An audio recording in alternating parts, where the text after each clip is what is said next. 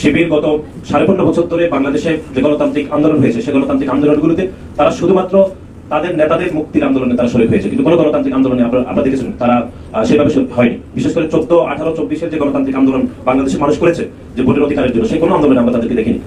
এটি এখন আস্তে আস্তে উন্মোচন হচ্ছে। এবং বাংলাদেশ জাতীয়তাবাদী ছাত্রদল সবসময় বলে আসছে যে এই গুপ্ত রাজনীতি করার কারণে সাধারণ শিক্ষার্থীদেরকে যে চরমভাবে বিভ্রান্ত করা হচ্ছে, এটি এখন স্পষ্ট হচ্ছে। এবং আপনারা দেখেছেন যে খুলনা প্রকৌশল এবং প্রযুক্তি বিশ্ববিদ্যালয়ে বাংলাদেশ জাতীয়তাবাদী ছাত্রদল প্রকাশ্যে সেখানে গণতান্ত্রিক রাজনীতি করতে চেয়েছে, কিন্তু তার বিপরীতে আপনি দেখেছেন যে ছাত্রদলের সমর্থকদের উপরে হামলা হয়েছে। হামলাকে কেন্দ্র করে একটি মব তৈরি করে বিশ্ববিদ্যালয়ের উপাচার্যকে সেখানে সরিয়ে দেওয়া হয়েছে। এবং আমরা গত 2 দিন আগে দেখেছি ছাত্রদলের সেই সমর্থককে এই গুপ্ত সংগঠনের নেতাকর্মীরা তারা আবার হামলা করেছে। তার বিপরীতে আমরা আজকে বাংলাদেশের প্রতিটি শিক্ষা প্রতিষ্ঠানে আজকে আমাদের অবস্থান কর্মসূচি সহ আমাদের কর্মসূচি চলছে। সুতরাং আমরা মনে করি বাংলাদেশের প্রতিটি শিক্ষা প্রতিষ্ঠানে অবশ্যই প্রকাশ্যে গণতান্ত্রিক রাজনীতি থাকা উচিত, কোন গুপ্ত রাজনীতি করে সাধারণ শিক্ষার্থীদেরকে বিভ্রান্ত করা উচিত নয়। এবং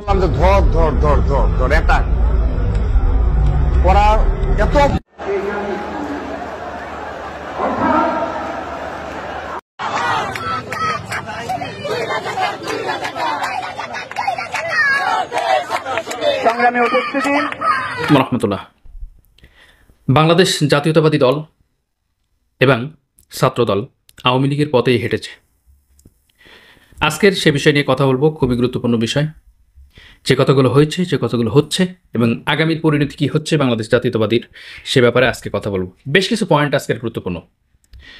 দেশে প্রবাসে কাছে দূরে যে যেখান থেকে আজকের ভিডিওটি দেখছেন, আপনাদের সকলকে অসংখ্য ধন্যবাদ জানাচ্ছি আজকের ভিডিওটি দেখার জন্য আমন্ত্রণ জানিয়ে। আমি আপনাদেরকে যে বিষয়টি জানাতে চাচ্ছি, শহীদ প্রেসিডেন্ট জিয়াউর রহমান বাংলাদেশের নিছক একজন দেশপ্রেমিক, এক ঐক্যতা, একটা ইতিহাস, একটা বিপ্লব। সেই শহীদ প্রেসিডেন্ট জিয়াউর রহমান আজকে বাংলাদেশের সেই বিপ্লবী নেতা, ঐতিহাসিক নেতা, দেশপ্রেমিক নেতার দলকে আজকে বিসর্জন দিচ্ছে। আজকের যারা আধিপত্যবাদ এসেছে, আজকের যারা ভারতের গোলামি করতে এসেছে, আজকে যারা নিজেদের স্বার্থ হাসিলের জন্য এসেছে, তারা আজকে সেই দলটাকে লুটে ফুটে খাওয়ার জন্য অতি প্রস্তুত হয়ে গেছে। এই যে কয়েকদিন আগে দেখলেন পিনাকি ভট্টাচার্য একটা ভিডিও করেছেন সালাউদ্দিন চৌধুরীকে নিয়ে, সালাউদ্দিনকে নিয়ে, বিএনপি নেতা। সেই সালাউদ্দিনের আদ্যিপান্ত যে বিষয়গুলো তুলে ধরেছেন, সে বিষয়গুলো মানুষকে রীতিমতো অবাক করেছে।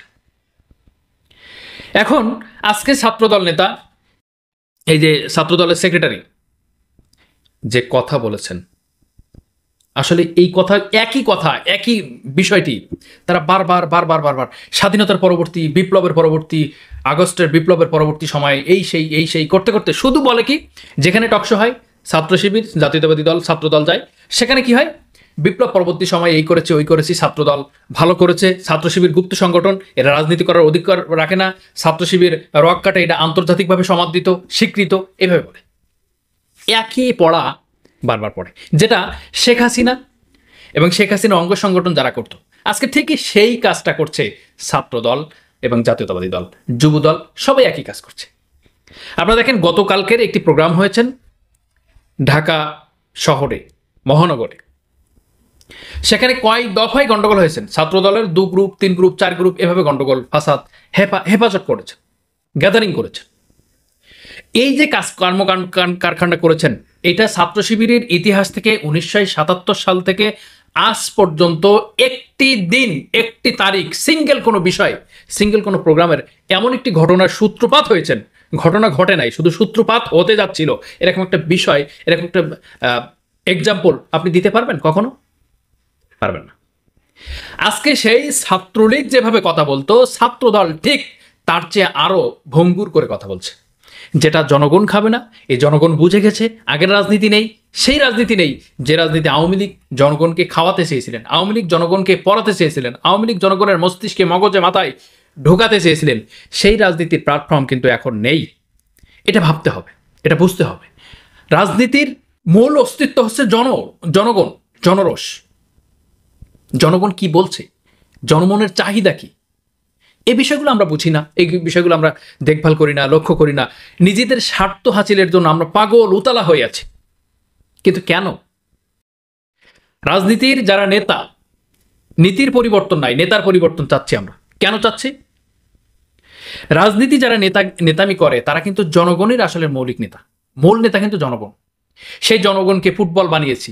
আজকে ফুটবল, কালকে ক্রিকেট বল, পরের দিন ভলিবল, এভাবে জনগণকে বানাচ্ছি কেন?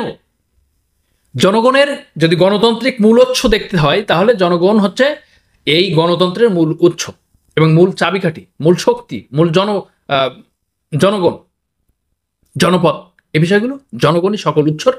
এই গণতন্ত্রকামী মানে বিষয়ের জনগণকে সকল মানে উৎস। কিন্তু আজকে আমরা দেখতে পাচ্ছি ছাত্রলীগের সেই সাদ্দাম যেভাবে কথা বলতো, ছাত্রলীগের ইনন যেভাবে কথা বলতো, আজকে ছাত্রদল সেক্রেটারি সেই একই ভাষায় কথা বলে। বিগত পরবর্তী 15 বছর 16 বছর নাকি ছাত্র শিবির কোনো আন্দোলন করেনি, কোনো প্রোগ্রাম করে নাই। হাস্যকর যে বিষয়, ছাত্রদল যে কাজগুলো করেছেন, ছাত্রদলের যে প্রেক্ষাপট তৈরি হয়েছেন, ছাত্রদল বিগত 15 বছর কয়টা প্রোগ্রাম করেছে প্রকাশ্যে, আর ছাত্র শিবির এমন কোনো মানে বছর নাই, এমন কোনো মাস নাই, এমন কোনো বিষয় নাই যে তারা প্রোগ্রাম করে নাই, এবং প্রকাশ্যে করেছে। শুধু করে নাই, প্রকাশ্য করেছে, ফেসবুক ভেরিফাইড পেজে দিয়েছে, ওয়েবসাইটে দিয়েছে, সব জায়গাতে দিয়েছে তাদের প্রত্যেকটি প্রোগ্রাম, এবং প্রত্যেকটি সেশনে নির্বাচন হয়েছে, সভাপতি সেক্রেটারি কখনো থেমে থাকে নাই। কিন্তু ছাত্রদলের কখন হয়েছেন, কিভাবে হয়েছেন, কখন গঠিত হয়েছেন, আজ পর্যন্ত আমরা জানতে পেরেছি 5 তারিখের পরে, বিগত 16 বছরের মধ্যে বললাম। আর সেই ছাত্রদল সেই ছাত্রলীগের মতো কথা বলছে গুপ্ত সংগঠন নাকি ছাত্রলীগ, ছাত্র শিবির গুপ্ত সংগঠন ছাত্র শিবির। ছাত্র শিবির আন্দোলন, ছাত্র শিবির যে জ্ঞান, মেধা, প্রজ্ঞা, যে বিজ্ঞ বিষয় নিয়ে তারা কথা বলে, তারা একটা কি বলে, একটা এই প্রেস ব্রিফিং করার মতো ক্ষমতা কি ছাত্র দলে আছে?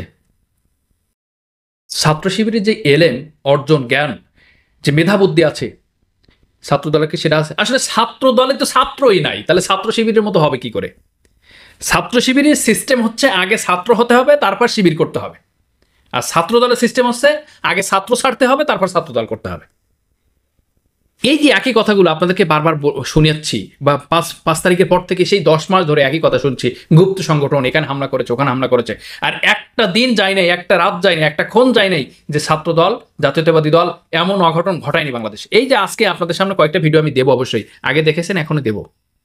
চাঁদাবাজি, লুণ্ঠনবাজি, নৈরাজ্য সৃষ্টি করা।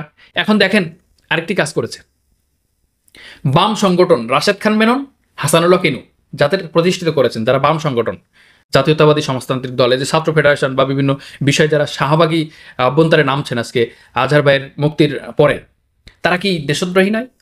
তারা কি মব তৈরি করছে না? আজকে তারা বলছে জামাত শিবির রাজাকার, এই মুহূর্তে বাংলা ছাড়, এই কথাটি এখন বলছে। কত বড় আস্পর্ধা পালে এই কথাগুলো বলতে পারে? আর সেনাবাহিনী তাতে সম্মতি দিয়েছেন, সেনাবাহিনী বলেছেন যে মব জাস্টিস যারা কায়েম করবে, মব জাস্টিস যারা তৈরি করবে, তাদের বিরুদ্ধে সেনাবাহিনী ঐক্যবদ্ধভাবে আন্দোলন, ঐক্যবদ্ধভাবে প্রতিহত করবে। কখন করেছেন? আজকে আজহার ভাইয়ের পরবর্তী সময়, মুক্তির পরবর্তী সময় বা মুক্তির রায় থেকে শুরু করে এখনো পর্যন্ত একের পর এক বাম সংগঠনগুলো মিছিল দিচ্ছে, যারা নিষিদ্ধ সংগঠন, ছাত্রলীগের, আওয়ামী লীগের অঙ্গ সংগঠন। আজকে বাম সংগঠনগুলো তারা সরাসরি কথা বলছে, সরাসরি মিছিল দিচ্ছে, মিটিং করছে, মশাল মিছিল দিচ্ছে।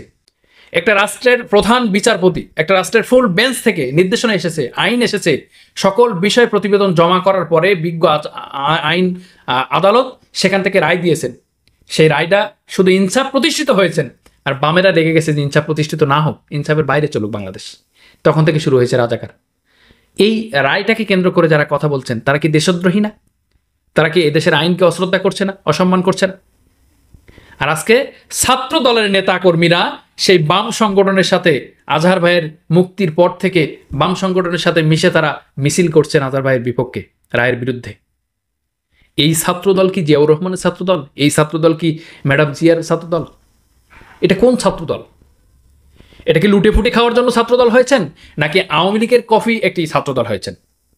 আসলে ছাত্রদলের মৌলিক বিষয় আমি আগেও বলেছি যে ছাত্রত্ব নাই, তাদের কাজ হচ্ছে দেশকে লুটিপুটে খেয়ে এদেশের মান ইজ্জতকে ধুলে মিশিয়ে দিয়ে বাংলাদেশকে পঙ্গু করে, এদেশটার সকল কিছুকে ভঙ্গুর করে যেভাবে আওয়ামী লীগ রেখে গেছে, ঠিক তেমনি আগামী নির্বাচনে যদি এরাই ক্ষমতা আসতে পারে, তাহলে আল্লাহ না করুক, তবে এদের পরিস্থিতি আওয়ামী লীগের চেয়ে ভয়ানক হবে, কিন্তু দেশের পরিস্থিতি করুণ হয়ে যাবে। আমি আপনাদের সামনে ছোট্ট কিছু কথা বলেছি, হয়তো যৌক্তিক অযৌক্তিকের মধ্যে কোনো তর্কে বিতর্কের খাতিরে কোনো বিষয় বলতে গিয়ে যদি ভুল হয়ে থাকে অবশ্যই ক্ষমা সুন্দর দৃষ্টি দেখবেন। দেখা হবে আগামী ভিডিওতে, সে পর্যন্ত ভালো থাকুন। আসসালামু আলাইকুম ওয়া রাহমাতুল্লাহি ওয়া বারাকাতুহু।